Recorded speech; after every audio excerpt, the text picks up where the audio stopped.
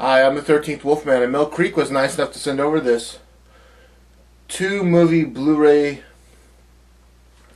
which has Deep Rising and the Puppet Masters.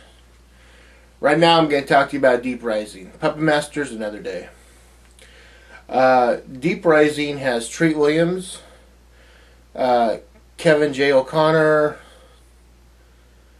Cliff Curtis, who, if you don't know who Cliff Curtis is, he's in everything.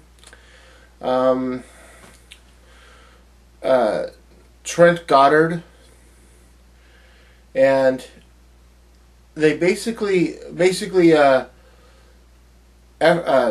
Treat Williams owns this boat, and if you have the cash, he'll do the run for you.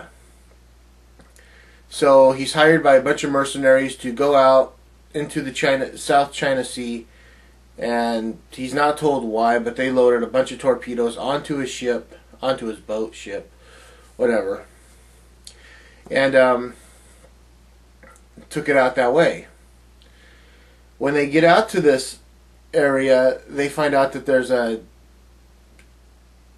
giant cruise liner, the giant pleasure boat, stalled. But they get on board and they can't find any of the crew or passengers.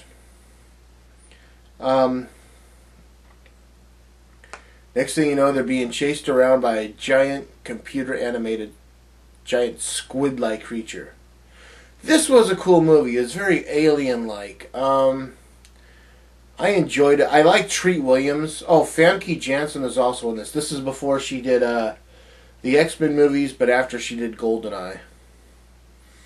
But yeah, I enjoyed this movie. It was so cheesy, so much fun to watch.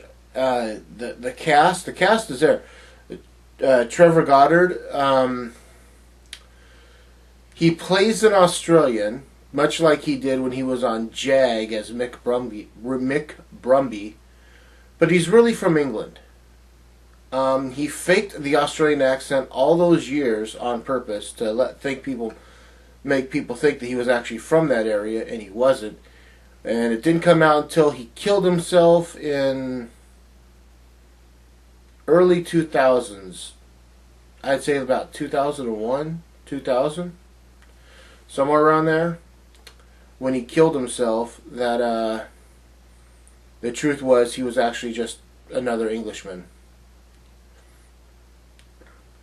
So yeah, this is very fun to watch.